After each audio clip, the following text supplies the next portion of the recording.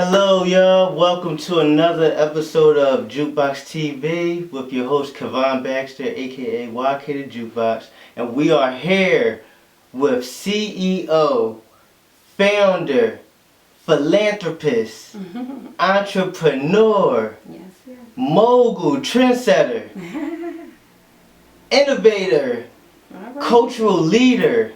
It's not enough words that I can use to describe this woman. She is a great role model to the community and to just to us.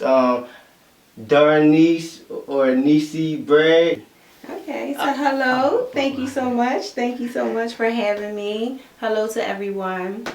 I just want to thank Kevon and his lovely wife Danielle, who asked me to be a part of the show, and you're here and you guys are setting up, and I'm just so ever grateful for the opportunity to present to some.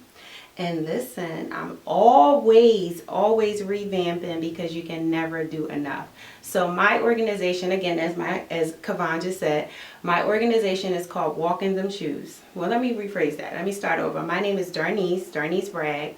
I am the CEO and founder of an organization called Walking Them Shoes. And that organization is designed to help empower women all around the world.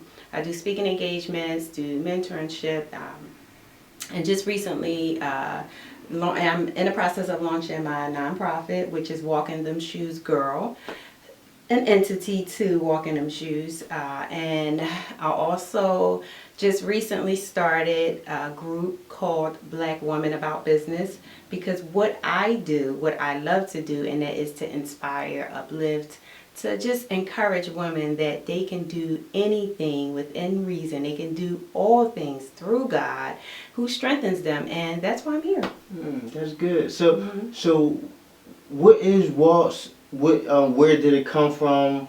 What is your origin? What's the story of WITS? I apologize. What is the story of WITS? And I left that out. WITS is the acronym for Walking Them Shoes. WITS is my clothing brand. And what WITS is, it's the acronym for Walking Them Shoes, but it is also a way to help women walk in that faith and encouragement to be empowered, and they represent their strength behind the struggle. So what got me started with Walking Them Shoes, long story short, I suffered with depression. I suffered with weight issues back in, I guess, when I was like 18. Or actually, it started in my teens, but I really didn't know what it was. But when I was thrust into motherhood at such a young age, at 18, I had my first child. And then a year later, I had a set of twins. So I had like 3 babies. And it was like having triplets. So fortunately, I did have my mother in my life for the first 4 years of my children's lives, but my mother passed at an early age.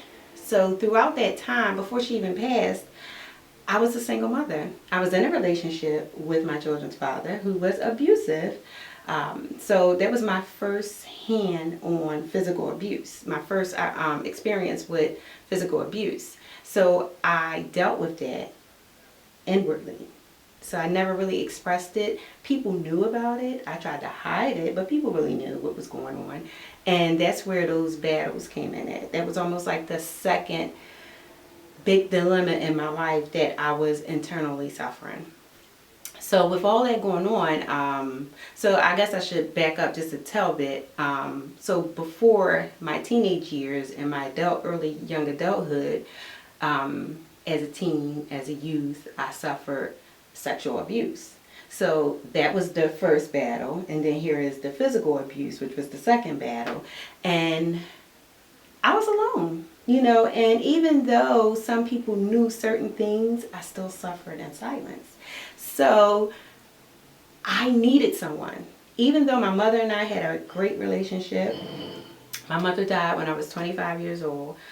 She was a great, powerful woman, a very intricate woman in my life. She played a good role in my life, but she was all I had. So when she passed, it was like I didn't have anyone. I had my children, and what I did was instead of seeking the help that was needed or reaching out for counseling or coaching or anything of that nature, I poured and drowned myself into my children. I smothered them. And I get a little choked up with this because I think at times when I needed the support, I didn't have it. But then I couldn't find my voice to say that I need it. So that's kind of weird, right? Like, you need help, you're battling certain issues, and I couldn't utter those words. And my organization, I want women to find their voice because it's with us, it's within us, it's there. So I want them to find their voice and let others know. And it doesn't have to be everyone. It can just be someone. And that someone can make a difference in your life. I'm a spiritual person, so my organizations are, based upon some spiritual principles. As Walking Them Shoes, my organization, one of my favorite scriptures, look into the hills from which cometh my help cometh from the Lord. And that's what sustained me. It sustained me, and it got me through, sorry y'all, but it got me through some really, really trying times. It got me through some really, really trying times. And I thank God for that spiritual basis. And my former bishop, who is deceased now, Bishop Ford, I give him so much love and credit, that he spoke this into my life. And when he said that, Darniece, you have healing hands, and I was like, no, I don't. I'm not going to go around and lay my hands on anyone, because I just was not there yet. But it didn't necessarily mean that, and it didn't come to me until years later. So 2017, and it was November 2017, and I couldn't sleep, and I'm tossing and turning, and it came to me clear as day. Walking them shoes. And I was like, what does that mean, like walking them shoes? And I swear, every time I asked a question, he gave me an answer. Every time I asked a question, he gave me an answer, and then that's how I formed Walking Them Shoes. Wow. So. Were you literally talking about walking like your shoes, or were you just talking about? So no matter what you're going through, let me speak to the camera, but no matter what you're going through, no matter what you've been through, you can walk in them shoes. You gotta crawl before you walk.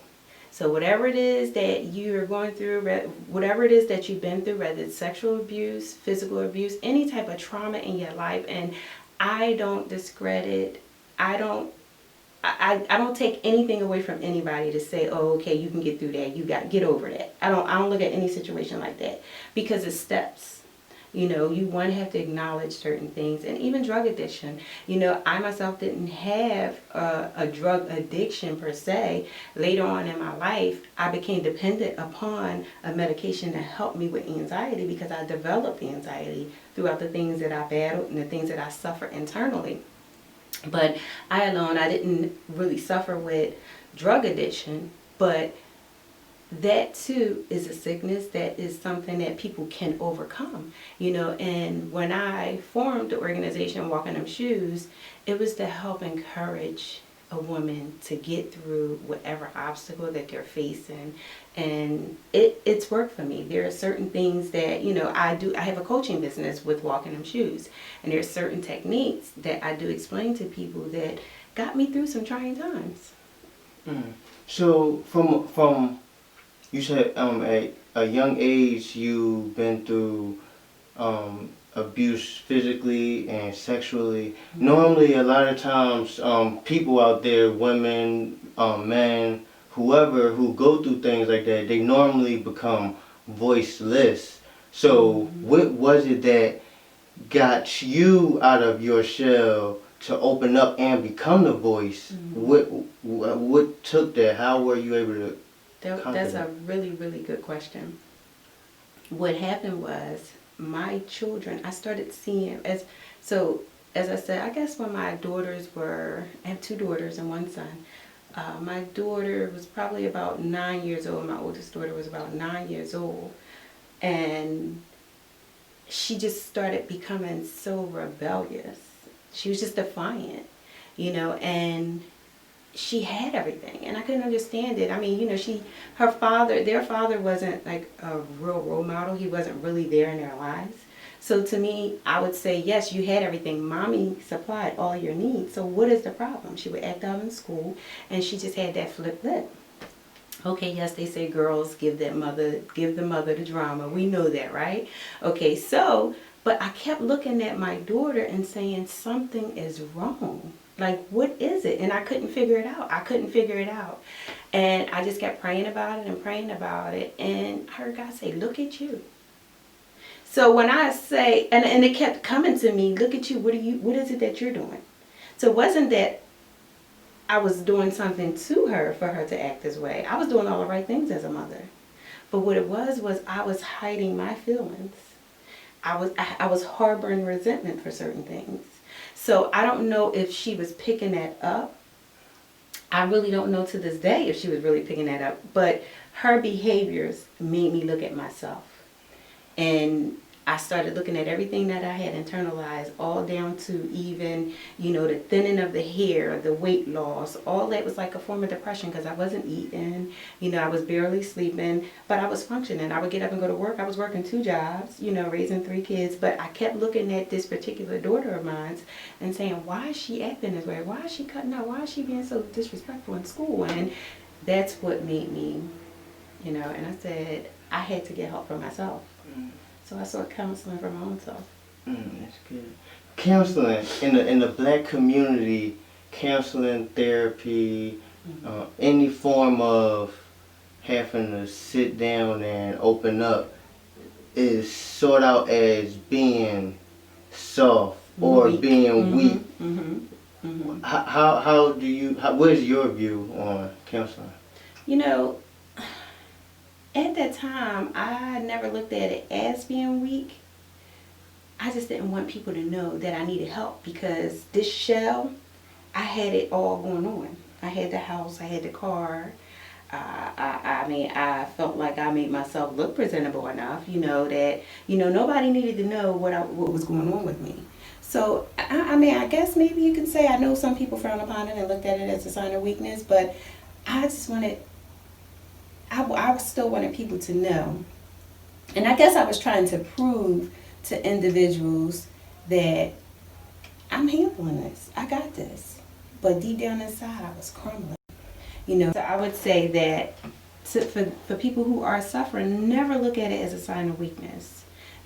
People go through my issues that I went through, the things that I've suffered. It wasn't just for me. It was for me to be able to help others along the way. And seeking counseling, the real tough part was looking within because you see some ugly things. You blame yourself for certain things that happen. And, sometimes we just suppress it. Some people suppress it by, making up and making themselves look good. And, you really don't want to face it, but you have to look at the man in the mirror. You have to face it.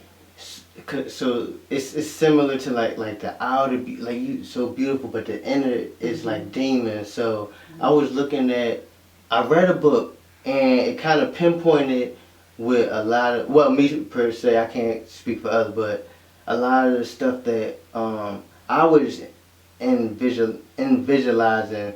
Basically, a lot of times we don't want to speak out for help.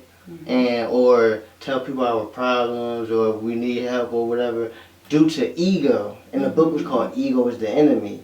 And so so that's what it seemed like. How do you feel about that? I would agree with that. Ego is, I wrote a blog and it mentioned, and I also wrote this in my founder's message for my nonprofit. It's like you're being arrested within your body. People battle with different spirits. People battle with different, these issues and who am I? Especially for people who are raised in single parent households or people who, are raised in, different types of environments. You can have a 2-parent household and it could be so much nonsense and abuse that's going on under that roof. So people battle within and they don't want to, they don't want to, and I was looked at and looked up to by so many different people, and I was going through hell within, and I was like arrested by all of these different emotions, and I really didn't know how to, and I didn't act out, I just submerged them, which is bad. It's bad. The things you went through, growing up, did you find women or peers that shared the same similarities as you, or was it just something you just wanted to speak out?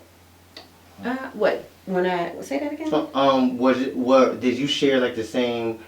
Did you walk across a lot of women who share like anxiety, depression, Did not. and No, I did abuse? not. Have you abuse or anything? Do you know any other women who, you opened up for and it helped? Well, that I've opened up for in my latter years, in these later years, Mhm. most recent years, I should say. Yes, but back then, no. Because I guess, too, like myself, when I was in this physical and this abusive relationship, I wasn't looking at it as if I was being abused because I was fighting this individual back. I was fighting him back. So I just was like, oh, we was just fighting. But no, it was abuse. It was physical abuse and it was mental abuse. Verbal abuse.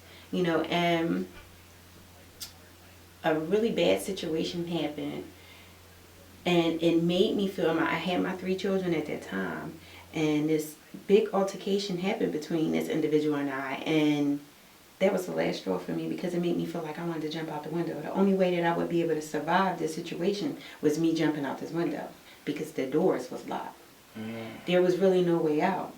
And I said, if I jump out this window, who's going to raise my kids? So when I speak about mindset, at that moment, I wasn't thinking about, a change your mindset will change your life. I didn't know any of that then. But what I did was I had to play cool. I had to play nice, play cool, and act as if everything was okay. I had to kind of submit, and I had to let the dust settle. But I swore that, God, if you get me out of this situation, I'm not going back. And he got me out safely, in my right state of mind.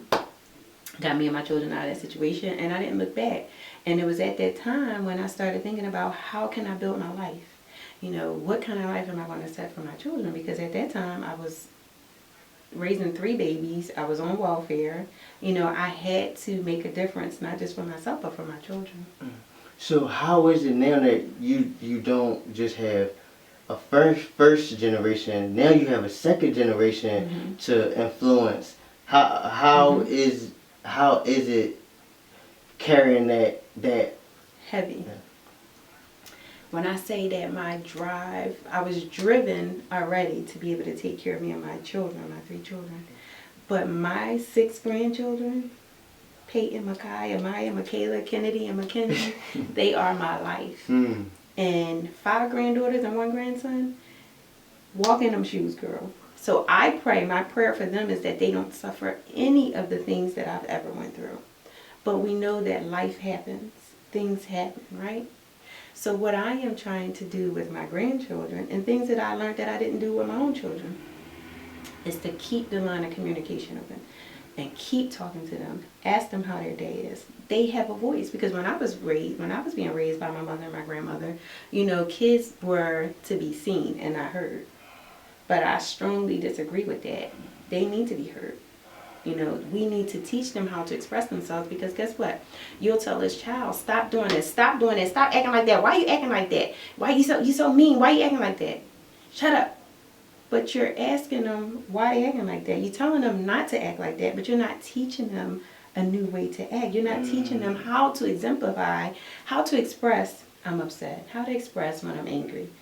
So back to my daughter, when I didn't know why she was acting the way she was acting, that she had anger issues, and I would tell her the same thing. Stop acting like that. What is wrong with you? Why are you acting like that? And I wasn't teaching her the way to respond when someone hurt her. I wasn't teaching her that. And, I learned that looking within. So how do you communicate that to a child and put it in kids form, or just? Well, I do mentorship. I have a friend who has a mentoring program. I'm sorry, I'm looking down. His name is Levon Howard. He's a really, really good motivational speaker. He's a mentor. I've partnered with him a few times and went into the schools to speak to the youth. That opportunity was great because there are so many children. There's so many children that I don't think that we even give these children credit for being as wise and smart as they are. But they also need to learn how to deal with their emotions, how to express themselves once again. So we would do mentoring. We would go into the schools on a Thursday and mentor to the youth. And then since COVID happened, we've been doing the Zoom calls with them. And I applaud these children because they could be somewhere doing whatever, but they would log into these Zoom calls and be present. And that's important. So to me, that means that they want to help. You know, they want people to be interested in them. And that matters to children.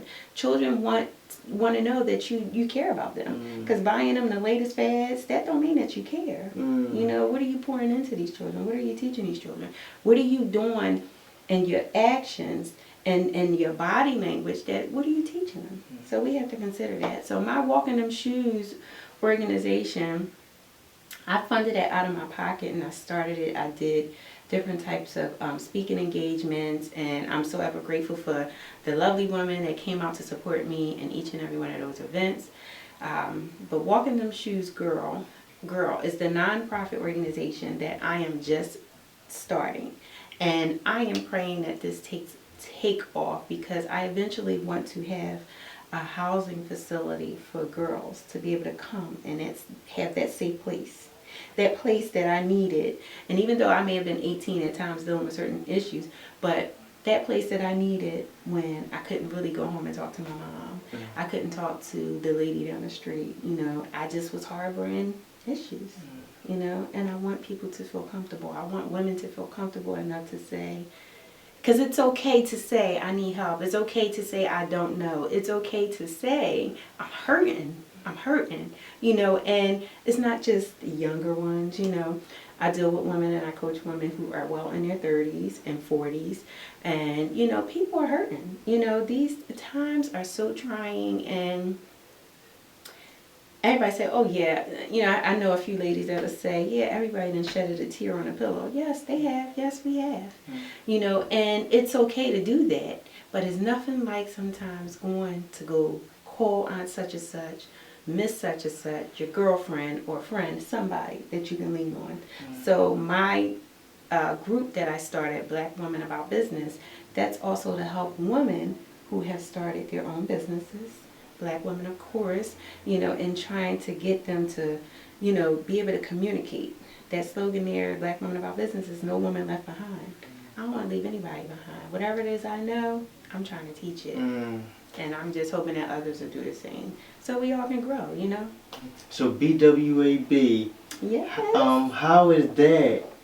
This is, this here, BWAB, this says a lot. Black Women About Business. I'm a Black entrepreneur who initially, not secretly started my business, but I felt like I don't want people to know until it has blossomed, until it got off the ground. And I was like, no, I needed to jot down every step, whether it was a good step or a bad step. Something that failed, something that, you know, I was able to, you know, make happen, you know, and it's all a learning process. So whatever it is that I've learned, and I'm looking not just for right now, I'm looking for way down the line, and to be able to help many women across the world to be able to start their businesses.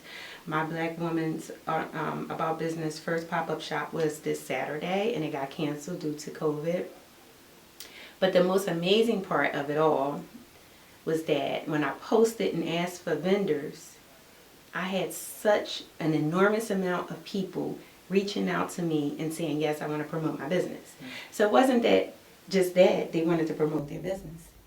They said, Miss Darniece, I have an idea. What should I do with it? And that opened up a segue. That opened up a way for us to communicate about their business and why they should do it. You know, so that's the most important part of it all, you know, and I was okay with it being canceled because I want people to be safe, even though I'm sitting on so much product right now, and my boutique-ish behavior, I really need to be sitting down and posting everything so that I can get this stuff out of my house. But, you know, lo and behold, God will make a way and another opportunity will present itself. But you are changing the narrative. And we also changing the narrative, you know, in multiple ways.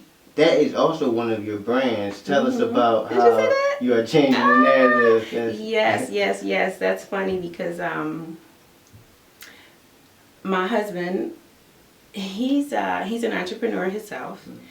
And when I say that his mind goes a mile a minute, and his mind goes a mile a minute thinking about his next move and how he can start another business, or what can he do with his business that he has now. So sometimes you can be engaged in a conversation with him and he's off in left field. So it's not that he's slow, it's going to get me for saying this, but his mind is just going. But we were talking and we were forming business. He has his own businesses, I have my own businesses, but we're actually coming together and forming a business together.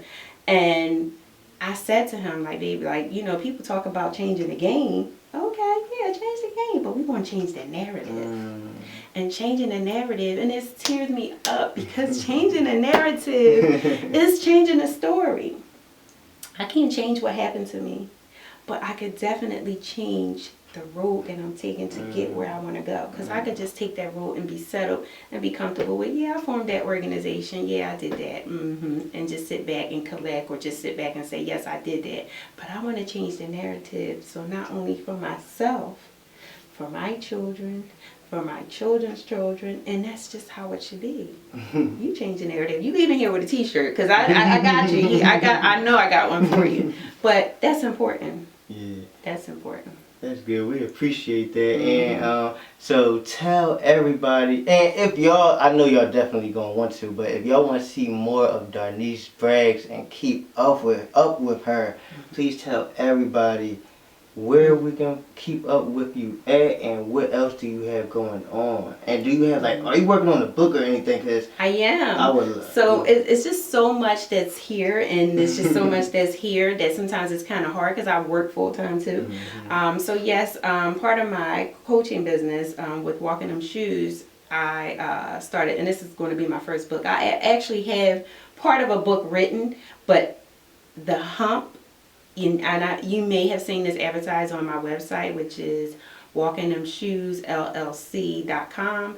That's my organization. I formed this coaching process called HUMP, and it's healing under my power. So not my power, but you know, your own power.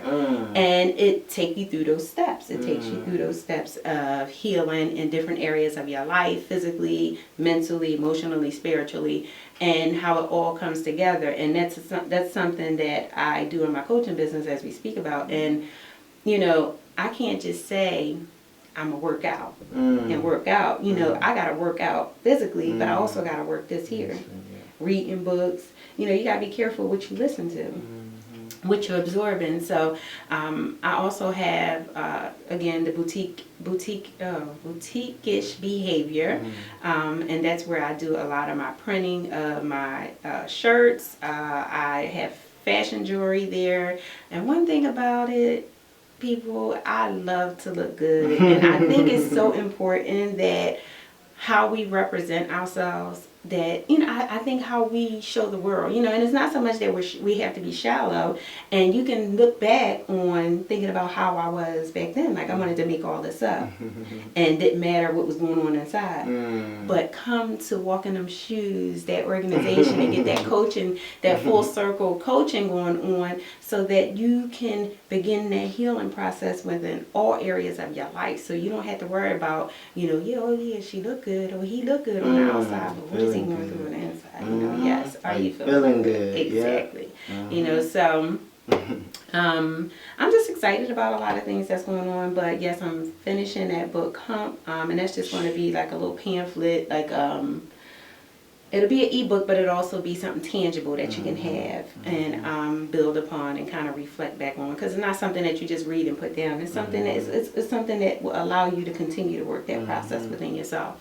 So I'm excited what God is doing in my life. I'm excited from where I was and how far I've grown. And I posted something on my social media page that said, listen, learn, and then lead.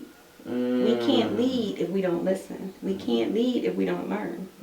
And it's true. I'm not too old to learn. You know, I mean, I don't care if you're in a higher position in leadership. You know, you're still able, you should still be able to be in a teachable position. That's great. Well, before we go, we have a gift for you.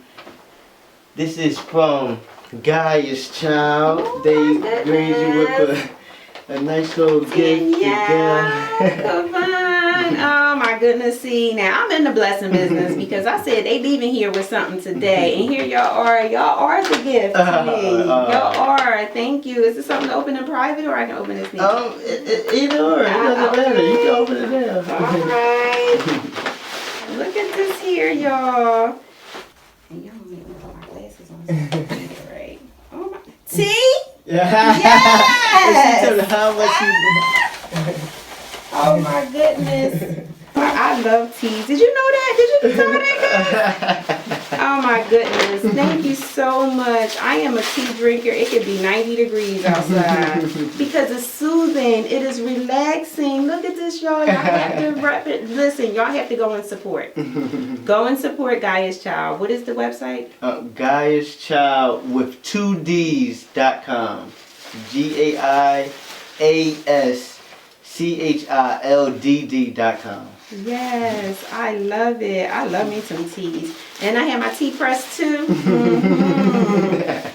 I love this. Thank you so much. I thank y'all for this opportunity. And for those YouTubers, any viewers, y'all, I am also on YouTube under Walkinthemshoesllc on YouTube. My social media handles, okay, so Instagram is Wits, WITS _ DAR.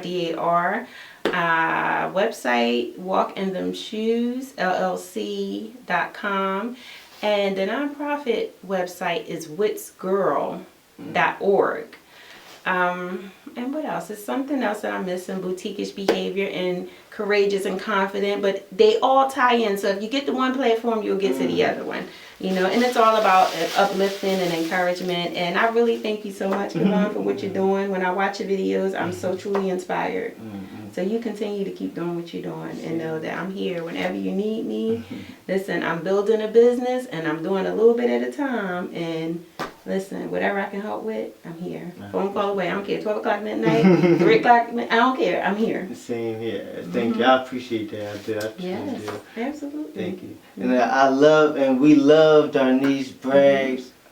We definitely have to catch up, back up, and do a I don't know what's the phrase or word, but recap. Recap. We gotta do a recap on what's going on because you recently been married. Yes.